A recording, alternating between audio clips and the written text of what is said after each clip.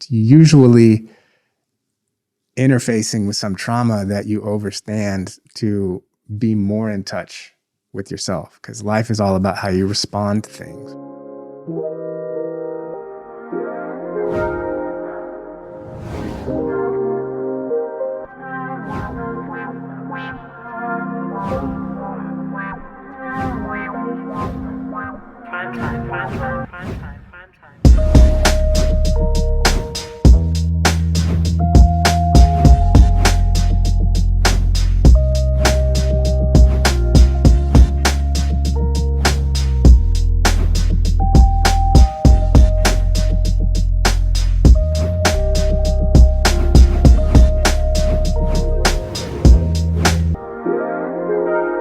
Boom. Did it too early. Damn. Little housekeeping. If you are listening, rate and subscribe. Share it with your friends. We want to connect with you. That's what I always say. That's what we're doing. We're just connecting with people. You know, that's all people want, right? And if you're listening, you could also watch the podcast at Big Mood TV. Yeah, so share it everywhere. There's clips at Eric_Big Mood Coach. Eric_Big Mood Coach is the Instagram. You see clips there. But let's get right into it. So we have a multi-dimensional artist, which is a fancy, very fancy title. But I have his website up, and he is he's multi-dimensional. We have Dijon Bowden. Did I say it right? You did. Fuck yeah. Matt doesn't like that. So what's up, dog? How's it going? I'm blessed, man. I'm glad to be here. Thanks for having me. Yeah, man. So I want to jump into what we were talking about a few minutes ago, because I knew it was going to be good. So we just did Shofar Graves workshop. I call it a workshop. Is that what you would call it? Yeah. Yeah, it was a workshop, and it was really a Black men's gathering. All right. And I suggested both to Shofar and Derek about doing it on a regular basis, but I mentioned it to you as well, and you had an insight on it, and I want to hear your insight on like a Black men's healing circle. Yeah. So I think when any group gets together for like a healing, there's a danger of trauma bonding. And it's because oftentimes people that are in need of healing, whether it's women at a women's circle or, Black men at a men's circle, don't have the outlets to connect and express themselves in ways that they feel free. So when they first get started, it can just kind of be like, oh, this fucked up shit happened to me, or like this white person did this to me. I have to be afraid. I have to keep my head on a swivel. Like, here's this racist shit. And it's like, it is important to be able to let that out and to be able to express it with people that get it and are going to affirm your experience. And you don't want to get stuck there. To me, I didn't even think of that, because that's not, I'm in 12-step, and I've been in so many men's groups. So many like in like outpatient rehabs and inpatient rehabs, and, with group therapy, and I've done all that stuff. And there may be a portion of it where you speak about something quote unquote traumatic or something impactful in your life. But it's more processing, right? It's more processing it, not like, fuck this, I can't do, and which is useful. That's allowed to, right? Like if that's on your heart, if it's on your heart to like be angry at a situation, or like a white man, situation, cool, you're allowed, but what I was thinking is like an opportunity to process. Yeah. To like, I'm experiencing this, like for me, being married to a white woman, what am I experiencing? Right. And what did I experience through that relationship that was difficult and detrimental, and what I wanted, you know what I mean? Like breaking that down. But trauma, and question to you, I'll pose to you, is trauma bonding always bad? I mean, I don't know that I would speak in absolutes about it and say it's always bad. Yeah. Nor do I think the expression of any emotion is bad, because we're human and we have the full range of emotional experience to experience on this earth plane. I think the thing is the point of being alive to me is to ascend the level of human emotional experience all the way to the top, which is peace. Yeah. Right? Shame is at the bottom. Shame's at the bottom. Peace is at the top.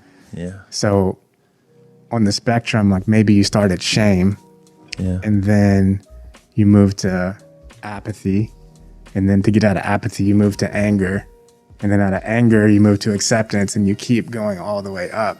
Yeah. So it doesn't matter where you start. It just, you don't want to get stuck in a loop to where you're like just saying or rehashing the same shit over and over again, you know? Definitely. That's interesting insight. And that's the insight of enlightenment or samadhi or Christ consciousness or whatever. You know what I mean? Like there's a pinnacle, you know? For me, I vacillate between many of those, you know? Yeah, we all do. You know, and that's the nuance of it. You know, I think because there's moments where I can meditate into tears and have that deep of an experience of peace where I can weep, more so recently because I'm grieving, but meditate to the point of tears. So I have those moments where I'm at peace enough to break down emotionally and to break through emotionally as opposed to break down. But then I have parts of myself that I think everybody fucking hates me. You know, I think, and I have that part, that whisper in my head. Yeah. You know, and that's why I meditate. Right. That's why I meditate. Yeah, man, I appreciate your vulnerability. Yeah. I think that's what attracted me most about your presence at the barbershop and your podcast. Because after Shofar did the meditation, it came out and you were like, had some tears. Yeah. And then on the podcast, you were really talking about, what your heart was going through and your grief and stuff like that. Yeah. And I think that's a good thing for anybody to experience, but especially for Black men to see that sort of reflection. Yeah. That it's okay to have feelings and to express your feelings and to be a human. Definitely. You know,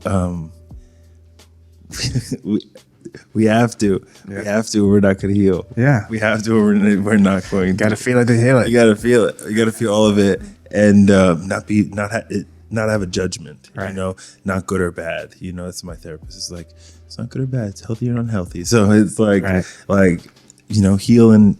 For me, going through the separation, I could be healing in unhealthy ways, and I could be healing in healthy ways, and I'm choosing to heal in healthy ways, not good or bad ways. But let's talk about Souls of San Francisco. Yeah. So that was the first one. So break down is that the first thing you did? The big project you did?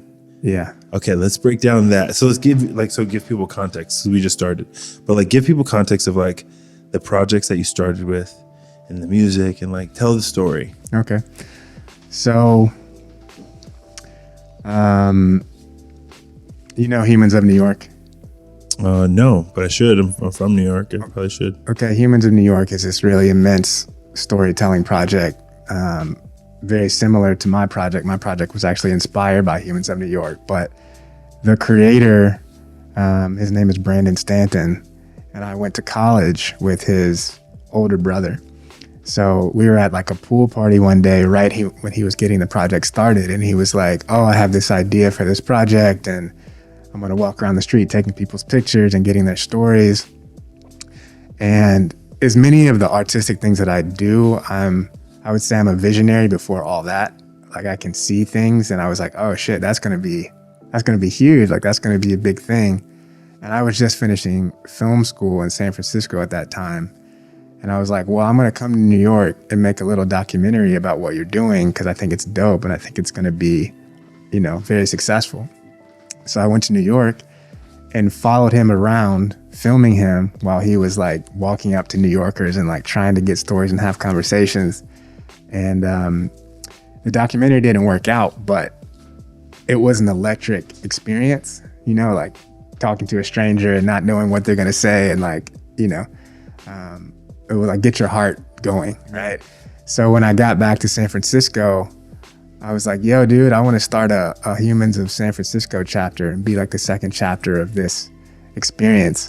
And he was like, no, I really want this to be my brand. I don't want other people to do that right now. And I was like, fair enough. I respect that.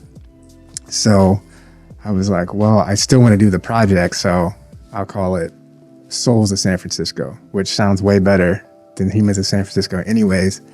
But once I did that, I started trying to figure out what would make my project different than what he was doing. Like, how could I put my own twist on it?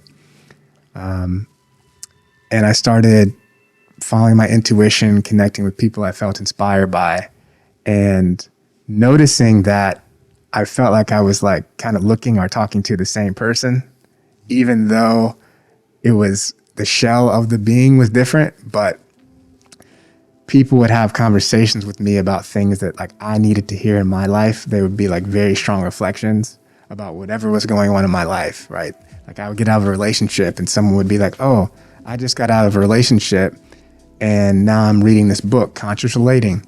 I think you would like it. You know, it's about healing this part of your relational dynamic. And I'm like, shit, that is what I needed to know. And on top of that, I would like take a picture of someone on one side of town, someone I've never seen before, and then like 3 days later be in a completely different neighborhood and see that same person again. Wow. So the synchronicities in my life started accelerating, and I was also putting these stories online and sharing these connective moments and like sharing the wisdom that our community had with the whole world. And at that time, it was really only taking shape in San Francisco, but over the course of 5 years, it grew to like 150,000 people, and like people from all over the world were like sharing and interacting with it. So it was a profoundly enlightening process, because to me, that's the greatest education you'll ever get, is like walking the street and talking to other people, getting to know people about life and what their life is. That's so much of why I do this. Exactly. I just want to know people. And the more you know people, the more you know yourself. Exactly. That's the secret. Yes. That's the secret. But the difference is, and I do podcasting too, and I love it. Yeah, I want to get into your podcast next. Yeah. So the difference is, it's like, of course, it's a beautiful thing to connect like this, but like you invited me over here, we met before, I knew what we were coming into. Whereas when you're stopping someone on the street, it's like, it's like, hi, you know, you have to figure out a way spontaneous, to it's a whole different thing in the moment and be able to create a certain amount of intimacy and vulnerability where they feel comfortable talking about themselves or sharing. So it taught me a lot about human interaction and like more technical things, like how far to stand from people when you're first talking to them, or what tone of voice to use when you're talking to them, or what tone of voice to use depending on who you're talking to. Like, is it an Asian woman or like a white man? Yeah. And like how people respond to you stopping them based on who they are. It was like, it's very rich. Yeah. And when I first started the project, I used to try to remember what people were saying, and then I would just write down my memory of it. And then at a certain point, I started recording it with my voice memos. That's what I was thinking. Yeah. And what I noticed was like how different what they actually said was than what I remember them saying, even if it was just later that day, because I was doing this with multiple people every day. Yeah. And then, you know, when you transcribe it, what somebody's saying, I also would realize how deep what they were saying was, and how I wasn't catching all the layers of it in the first interaction. So that like accelerated my evolution exponentially, right? Yeah. As I think it would anyone who was putting themselves in that situation. Yeah. Tight, dude. That's really cool, man. Yeah. That's a really tight concept. It's allowing you connecting with people on so many levels, like you connecting with people and and then them connecting with you, and then broadening it and telling their story, and countless people connecting with them as well, and connecting with you. That's really a profound project to work on. It's beautiful. Yeah. I feel very blessed. And I mean, you know, you're centering your work around connection, so you get That's it. all I do. Yeah. That's all I do, man. It's connected. It's literally, that's my job. It's wild. Yeah. That I get to do what I do. Okay, let's talk about your podcast. What's your podcast called? Because I listened to it, but I just missed the name. Yeah. So I have 3 podcasts I currently do. See, that's why I don't remember the fucking name. Yeah. It's tricky. So one is Souls of Society, which is a continuation of the Souls of San Francisco vibe. I don't live in San Francisco anymore, so it needed to be more universal than that. And I just have conversations about whatever is present. I just find somebody that's interesting and then invite them on and have a conversation, just like you did with me and like I will do with you when you come on my podcast. I have another one called Awakening Genius, which is all about helping people learn how to attune to the frequency of genius. Because break that down. That's simple mathematics right there. Yeah. So, you see all the things that you've seen in mine that I created. Yeah. Right? And I can do a lot more than that. Yeah. Right.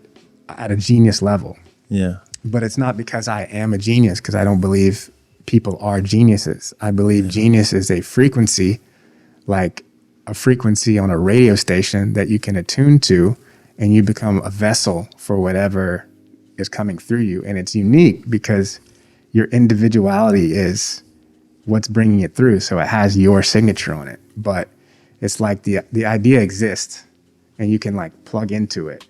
So in order to attune to that frequency, there's like steps you can do to become a clear vessel, right? Just like you could clean a pipe in the bathroom. Yeah. Like if you clean the pipe, then the water's going to run through. If it's not clean and if it's clogged up, it's not going to run through.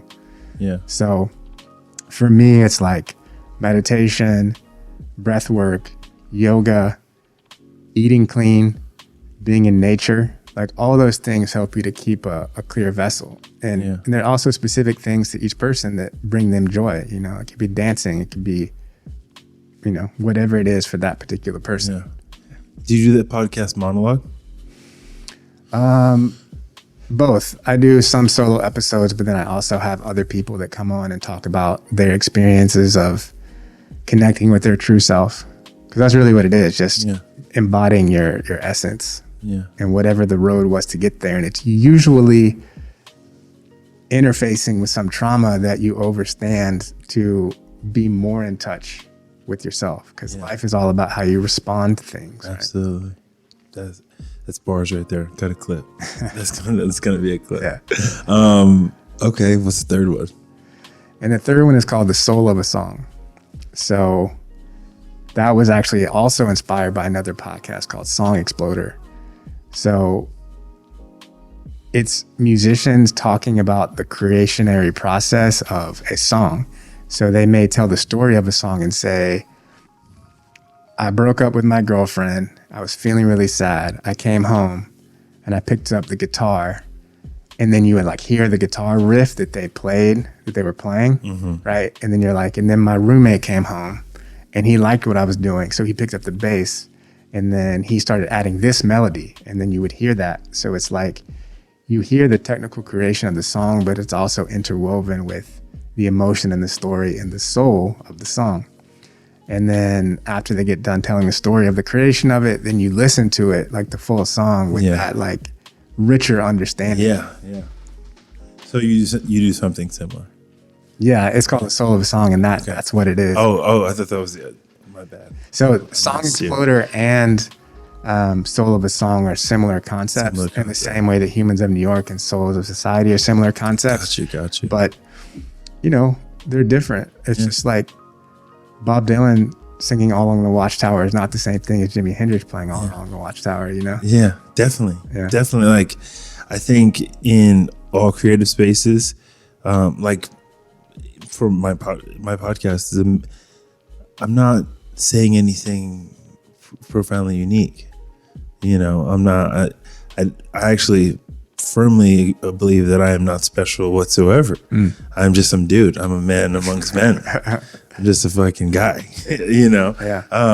But so I'm just speaking from a vantage point, Right. saying the same thing somebody else is feeling. Hopefully, I hope people are feeling what I'm feeling. Right. I don't want to be the only one. You know what I mean? I hope not. Yeah. But I think there's other podcasts that are like empowerment podcasts, because like that's my whole lane is personal development, right? It's just helping people get better. And there's lots of those podcasts, inspiring, you can do it kind of fucking thing.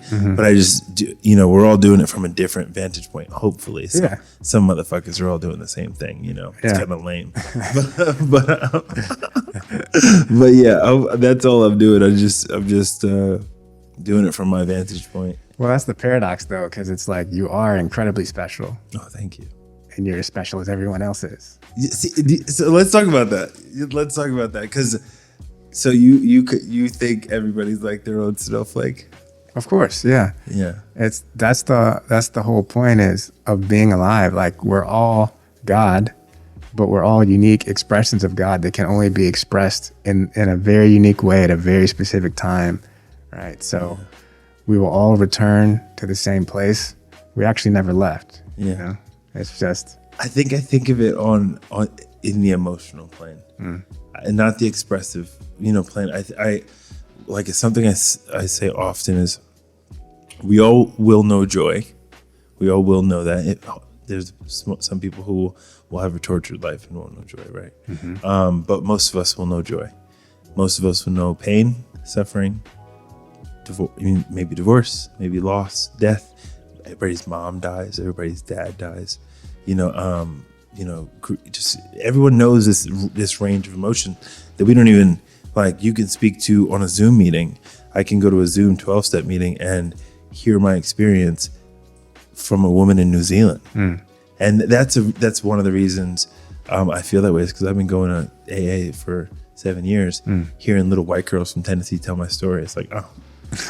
Okay. Yeah. I thought I was terminally unique. It was making me sick. Like I was special. Yeah. But for me, especially in the work that I do, is to find common ground. Right.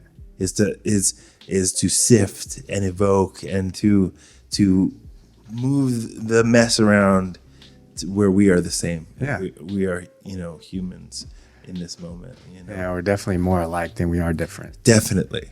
The differences are superficial. Exactly. The differences are nuances. Right. They're the fluff. Right. But I think on like this core level, it's like that movie. It's like, what's the emotion movie, the animated movie? Inside Out. It's like Inside Out. We all have like those. We're all made up of those core things. Yeah. And the vessel is different. Right. But we all have these things in us that make us so connected. Like the idea of love, like for me, I talk about God a lot, and I only say God because I'm lazy. But the concept of love is so profound that no matter what language you speak, no matter where you're from, we all know this thing exists. Everyone knows this, and hopefully everyone has felt it. Of course, there's a few people who will have it, but like I'm that's what I'm connecting to, and that's why when I do an intro, I'm like, I want to connect with you. I'm not saying I want to connect with you like listen to my fucking podcast. No, I'm trying to like Care Bear my heart out, like you know what I mean, like laser beam my heart out. What a great cartoon that was. They really tried to like put us onto some knowledge. They were like, this is how the heart field works. Yeah, this is how it works. Yeah. So the idea of, I think we've figured it out. It's the expression that is unique, but like the fundamentals are fondly similar. So let's talk about your music. Listen to some of your music. Who did the cinematography? Was that did you plan that? Yeah, I visioned it and had some great co-directors. Marita and Marielle Gumsrud were my co-directors, and then we had a cinematographer, Sten Olsen, and we all visioned it out. It was very deliberate, and yeah, I feel like created a masterpiece. Like it's like the cinematography is fantastic. Yeah, I'm very. It made me feel like what I'm experiencing. It made me feel like the interracial relationship, the both sitting there like man with the hands in the head, woman with the hand on her head crying. Right. Like you feeling like home. Right. Dude, it resonated. It did it. That's what it's all about, right there. You did it. Yeah, thank you. You did it. For that reflection. Yeah, man. So I love the video, and I love that you do. you do what I do, whatever the fuck you want. Like, I want to make this thing. Yeah. I want to make this thing, you know? Yeah. So it's, I want to inspire other people to do that, yeah. because there's no limits, and you don't have to be one thing. It's like, Yeah. it's all about how you look at things, right? Like, if we were on a beach and I said, make a dog out of sand, or make a cat out of sand, or make a sandcastle, or make whatever, like, you could do it because it's all sand and you're just like molding it, right? So that's the way I look at art. It's all just like sand or clay to mold, and the medium is something you can master by having a relationship with it. Yeah. Like, I wrote a poetry book by writing poetry every day. Yeah. And meditating. And at a certain point, I was actually on a meditation retreat in Morocco, and Sounds so dope. it was, I was so blessed to be on it. And We're going to talk about meditation in a minute. yeah, and a very profound poem came through on that retreat. And like, before, it was more of just like, it was my personal expression, it was my healing. And then when I was in Morocco, I read the poem and I was like, what is that? Yeah. Like, that's not me. And it was because I was clear enough for something, grander to come through. So then when I realized that I was open to this channel, I just maintained that level of connection with my higher self in order to channel the rest of the work through.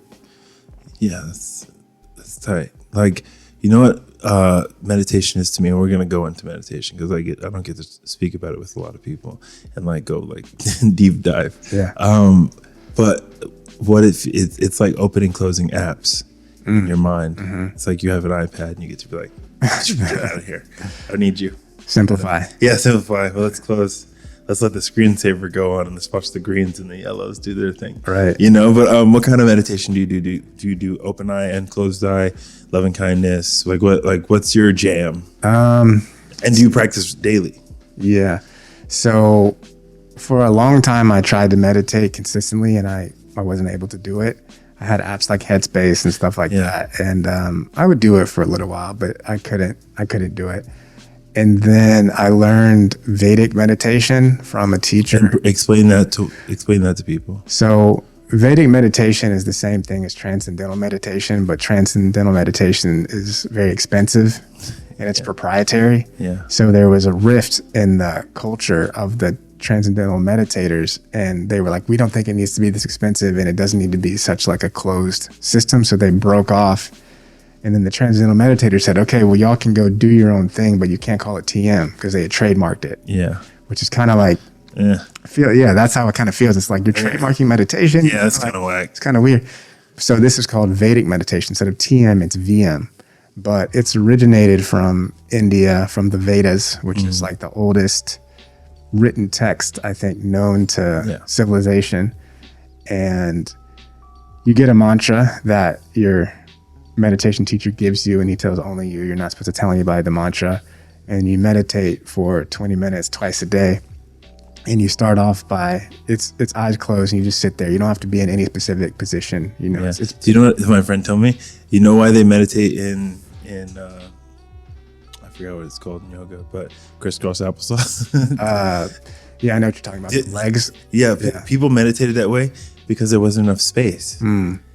Like everyone, if there was enough space, everybody would lay out. Right. Because I laid out. Right. Like I do my meditation completely like Shavasana, like, dying. Like the art of gracefully dying. That's my jam. But I forgot my point. Yeah, I mean, I think it's whatever gets you there. Yeah. Like I've done that every day for like the last couple of years, since October 13th. I'm going on like 2.5 years. Dope. And then last year I got introduced to Kundalini. Yeah. And that like took me to a whole nother level. And what is it about the Kundalini that took you to another level? So the human body is like such an amazing vehicle. Like you can do so much with it. And the people that learn Kundalini are kind of intuited Kundalini from the higher frequencies, like figure that out. So it's the mudras and the breath holds and what that does to your nervous system and how that like clears your brain and just refreshes your system is so profound. Like it's very palpable. Like if you do Kundalini for 10 minutes, you can really feel the changes that are happening within you. So to be honest, I had been attracted to it before, but it was like almost too intense. Yeah. Then there was a woman who was the Kundalini teacher that I learned from last year. And her personality and her being was so attractive. Yeah. And it really got me into Kundalini. Not just physically, because yes, she's physically beautiful, but it was like her being. Yeah. Like she was like a radiant light. Yeah. And I was like, man, I love this woman, right? And then every time we would have a call, she was leading a group sadhana from like 4:30 to 7 a.m. Yeah. And people would be like, oh, thank you so much. Like, I love you. This is so great. And I was like, okay, it's not just me. Like everyone loves this woman. Like she's that thing, she's that one. And I got so addicted to it that, if I meditate from 4:30 to 7 and then like drink my tea and like go for a walk outside, it was like I was on drugs, I was like high. Right? Yeah. And I was like, if I can just do this, she was like, don't try to fit sadhana into your life, build your life around sadhana. And I started doing that and it just totally changed my life. Yeah. So I think I'm on day I looked up my tantric numerology and they tell you like what you're here to master in this lifetime. Wow. And what kriyas, which are like the breath holds and the work that are specific to you that will help you master specific aspects of yourself. Uh-huh. So I'm doing one called the Sadarshan Chakra Kriya, which is supposed to be like the most powerful Kundalini Kriya. And they said something like, if you want to implement a change, do it for 40 days. If you want it to become a habit, do it for 100 days. If you want to become that vibration, do it for 1,000 days consecutively. Yeah. And I was like, all right, I'll go for 1,000. Yeah. And I'm on like day 116. Yeah. And I've never felt like more clear, more at peace, more within myself in my life than now. Yeah. I use Sam Harris. You know who Sam Harris is, right? I don't. Sam Harris is a neuroscientist, but public intellectual. One of my heroes. He's kind of controversial. Okay. He's said some. He's a rationalist. So like when the Black Lives Matter thing was going on last year, he was like breaking down black crime stats, which are valid, but he got in a lot of trouble because I got in a lot of trouble for saying that too. It's like, hey, like we're fucking up too, But anyway, he's his expertise is in reason, but he has a meditation app and he had a book called Spirituality Without Religion. I haven't read the full book yet, but I have his app. It's called Waking Up. Okay. And it's a mindfulness app, not coming from a spiritual standpoint. You can add the metaphysical, which I have added the metaphysical. And now I have my own practice, but I went from, I was just talking to my old sponsor today who told me like 4 years ago, he's like, you need to meditate. And I was so patronized by that because I was struggling so hard in life. I was young and insane. Right. And then I started got into float tanks and sensory deprivation. Then I did meditation workshops and I would meditate for like 3 hours. And I was like, oh shit, I can do this. Yeah. And then took a pause and then got this Waking Up app. And it does I was so anxious in life. And it starts out with 10-minute lessons over 50 days. And again, it's from the neuroscience perspective as opposed to the metaphysical perspective. Right. Really trying to heal the brain. So I did the 50 days. And once I got going, sometimes I would do the 10-minute meditation twice a day. Because I was insane. I needed something to calm me the fuck down. Yeah. Anyway, so from January of 19 until today, I have probably 10,700 minutes of meditation. That's amazing. But I use his app not so much anymore. I can do it without it. Right. But that when I tell people, so many people, especially in 12-step, have a hard time with the spiritual parts of it. Right. And the meditation part. And you can remove the spirituality from meditation, just like the neuroscience, and understand that you can heal your brain. Yeah. You can literally heal your brain to create new neural pathways. Yeah. And be a whole different person through meditation. That neuroplasticity. And that neuroplasticity keeps going until the day you die. Yeah. You can continue to build your brain up until the day you die, unless you have some sort of neurological disorder. But like, I got so deep into it, and now like I more than I chase anything else, I'm trying to be like Ram Dass, bro. I'm trying to just, one day you're gonna walk in here and I'm just gonna be levitating behind this desk. Yeah. Just, that's what I'm trying to do. But I seek that more than I seek anything else, because the joy and the immense overflow of feelings that you can feel, the overflow of feelings and the absence of feelings, both that you can experience in a solid meditation. And just the theta brainwave state where you fall asleep. Sometimes you fall asleep. Sometimes you are in like a lucid dream. Sometimes you're in full psychedelic hallucinations. It's like, sometimes you're just thinking while you're sitting. It's right. It's so subjective. Yes. And I think people have a real hard time with that, you know? Yeah. Yeah, it's a lot for people. Well, I think it's good that you're breaking it down that way, because I know for me, before I was able to really get into it, you think you're supposed to be doing something specific. Like I have to be sitting this way and my back hurts, and I have to not be having thoughts. I have to only focus on my breath. And that's not what it is. It's everything you just said. Yeah. It's just being aware of the process.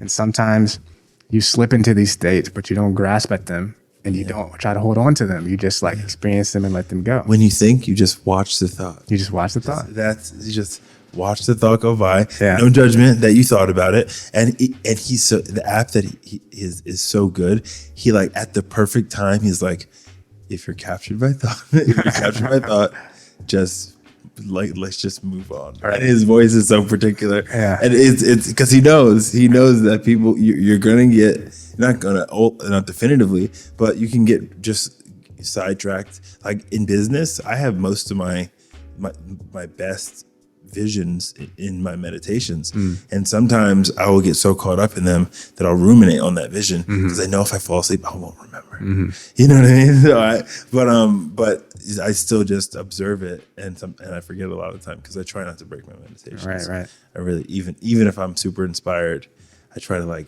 I should put my phone on Do Not Disturb, and it's like, this is what the fuck I'm doing for the next 45 minutes. I turn my alarm on. I'm like, this is where I'm at, you know? So you're a yogi. I don't do yoga. Well, yoga is what you're doing. Okay. Asana is what people traditionally think of as yoga, but asana, which is the physical practice, is just one part of yoga. Gotcha. Yoga means union. Okay. So it's anything that brings you into union with the all, right? Yeah. So, and a yogi is someone who is committed to full realization of that self. And you just said that you were. Yeah. You said you're trying to be on that Ram Dass wave. I'm trying to be on Ram Dass wave, dude. Yeah, you are. Thank you, sir. Yeah. That's what I want to, if I'm known for anything, fuck a podcast, fuck all that. Be like, he sought God like a fucking madman. Yeah. And I say God, like, I say it because I'm lazy, because it's that higher consciousness, you know, like the whatever consciousness that is, that ties it all together. Yeah. You know, and sometimes it's just this thing. Yeah. This is the God thing. I say God too. Yeah. Sometimes I say source. So yeah, I say source or our love. Yeah, exactly. But it's so palpable. And once you're open to it, you know, so many people, when you say the word God, they're like, their butthole gets real tight. You know what I mean?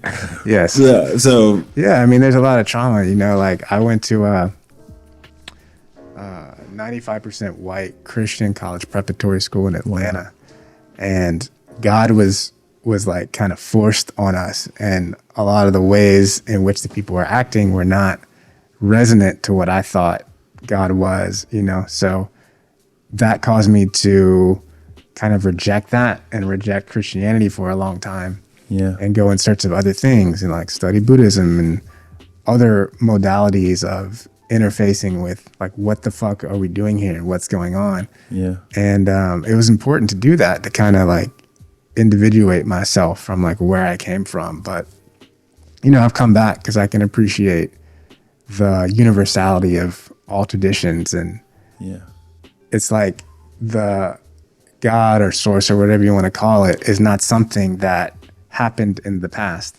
It's something that's happening right now, all the time. Yeah. Like everyone is the expression of God, and it's really just like how clear your vessel is. So how much of that pure source energy you can shine through.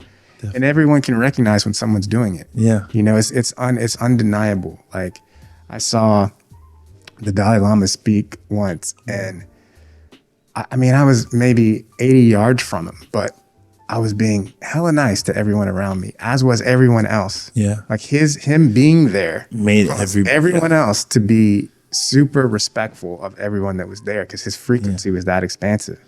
Yeah. You know, Bob Marley is another example in a different lane. Yeah. You know, like when you hear Bob Marley, you're not just hearing music, and everyone knows that. Yeah. It's like this transmission of this higher energy. Yeah. It's amazing. It's amazing. So we can keep going deeper. But I want you to plug all your stuff before I forget. How are we doing on time? 40? Perfect. Plug all of your everything. Yeah, so Souls of Society is the community-based storytelling project. Are you going to do the documentary? Yeah. I want to be in the documentary. Yeah, you're in the documentary. I would love to have you in it. I would love to have your story. I know you get a wild card in there. A rich story. Yeah. Get a wild. Black man with blonde hair in San Diego. No, well, that's not the wild card part. But that lets me know that there's uniqueness. Yeah. But I look forward to having you on and having to document your story and connect. And Indigo Keys is the musical project. The Soul of a Song is the podcast of storytelling musically. I released a poetry book last year called From Infinity to Infinity. And Awakening Genius is kind of the brand to share with other people how they can tap into it themselves, because everyone can do it. So let's go there. What on a practice, like I love coaching. I love purposeful work, you know, like life's purpose kind of work and higher self work. I have a level of that I do with some of my clients. But what's your process? Is it simply through transmutation via like communication, or is there like step-by-step thought exercises that you have people doing, or is there, you know, like... Yeah, it's unique to the person and the situation. So when I started doing coaching, it would be like packages of like 3 months or something like that. Yeah. And I would have like certain frameworks, but now I just do it usually based in smaller chunks, and then people just pay for time. Yeah. So I say, like, you know, we can have 5 hours together, we can have 10 hours together, you know, whatever you want to do. And I like to keep it small so that people can decide if it's something that would serve them to continue, or whether they're full, or whether they want to, you know, you get to choose. It's a very heart-centered marketing approach, which I did, but I'm trying to get rich. Well, not off people, but I'm trying to like that's a very heart-centered way to do it, which I tried to stick with that, you know, be like, oh, like I would, you know, give services away because I just wanted to pour into people. I wanted to do what I'm doing now, right, and not discriminate against who I could do it with. Well, I'm not saying give it. No, I know you're not saying give it away. Yeah, I know you're not saying give it away. But yeah, like I definitely value my time, and that's been a point of learning, especially with people that are in this heart-centered vibe, is like learning how to interface with money, and like how to ask for our value and state what our value, and I just really feel like I've been able to like tap into that in a more grounded way in the past few months. Yeah. You know, because I've had times I made a lot of money, then I blew the money because I didn't understand money. Yeah. But I've just started studying finance, and like as I was mentioning, cryptocurrency. Yeah. If you want to get rich, get into that. Yeah. You know, get into Bitcoin. Yeah. After this quarter, we're getting into all of it. Yeah. This quarter is going to be fire. This quarter for Bitcoin? No, this quarter in business. Yeah. In business, I have a very stretchy. Well, if it's not by the end of the quarter, even if it's by the end of April, a very stretchy, like number. What are you manifesting? I don't want to say it. You don't want to say it? Okay, 50K by April, by the end of April. And how are you going to get it? How many? I have a number. I have 7 different services I provide. Okay. All very valuable. Okay. You know, very, very valuable. And I have a number of sources of income. Okay. So this is one thing that I like to do that you may find useful is like, as opposed to holding it close. Well, I just didn't want to say on the podcast, it was tacky. I feel like I didn't want to be tacky. It's like if you're talking about your divorce, right? Like you're talking about your grief, like you're just being yourself and being authentic. So this is part of your authentic expression. Yeah. So this is why I would suggest to express it as much as possible, especially on the podcast, because what if something you're doing aligns with something I'm doing and I can help you get there faster? It's true. And I don't know how many people listen to this podcast, but maybe one of them is going to reach out to you and say, yo, I heard you say in the podcast, you're trying to do this thing, right? Yeah. That's a very good point. So it's like, that's essentially what I do in my coaching, because everyone is naturally abundant. It's our natural state. I completely agree. So it's only when we choose to pinch ourselves off from our innate abundance that we struggle. I agree. I completely agree. I had such a, which I think so many Black people do. We have such a, lack of abundance, a poor man's mentality. Yeah. Like even still, I still struggle with it. Have money, throw it away. Yeah. Like, and wear it. Yeah. Have money, wear it. You know. Yeah. Show them you have it. Yeah. You know. And I'm just growing out of that now. Yeah. It's cute in your 20s. But when I'm about to be 31, that shit ain't cute no more. Yeah. I mean, it's also, it's normal too, because, a lot of us grew up in scarcity. Yeah. And I know I did in the mindset, not necessarily in the actuality, but in the scarcity mindset. Yeah. And also in our culture, in American culture, like wealth is everything. Like wealth and materialism is everything. So the ways we were mistreated, I think a lot of times we felt like we could gain better treatment by saying, hey, like I'm wealthy too, and even that concept is like a degradation of the original ideals of what we were wearing, like jewels and stuff for. Because in Africa, people wore like gold-plated crowns with crystals on them because gold is a conductor. And crystals have actual metaphysical properties. Yeah. Right. But then when people came over to pillage and rape the land, they just took the material without really understanding the metaphysical beauty of it. Yeah. So then they were just like, I'm just wearing a diamond because whatever, not because it's this certain way. So it's like, as our consciousness evolved, it became just about having these material things and not as a practical way of connecting with our higher selves. Yeah. Bars. But yeah, I forgot how we got here. But yeah, I have a lofty goal, and you will get it. And I'm gonna get it. You're already there. It's a declaration, and I'm on my way. Yeah, well on my way. You'll allow it. Yeah, I'll allow it. I'll receive it. Yeah, like I'm here for it. And you know what? But for the first time, I believe I deserve it. There, that's what's up right there. For the first time in my life, I think that's the difference, because being in a service-based industry, I always had a hard time asking for money because I didn't believe that I was worth the money. Yeah. And now through everything that I do, first of all, my resume shows like my worth, and then my practical professional experience, and then my human experience. All of that together, it's like you're not paying me X amount of dollars an hour because of this. You're paying me for the experiences that I've been through. Right. That's why you're paying me $200 an hour. Yeah. You're paying for the wisdom. Right. You know what I mean? Right. So it's and I finally feel like I've been through enough and I've overcome enough through meditation. Yeah. That I can now, like, I deserve it. I don't nickel and dime myself. Yeah. So that 50K is coming. Well, thank you for your service, and I'm glad you're to a place where you can stand in your power like that. Thanks, man. All right, so plug your social. This was a very good podcast, by the way. Yeah, I had a great time. Yeah.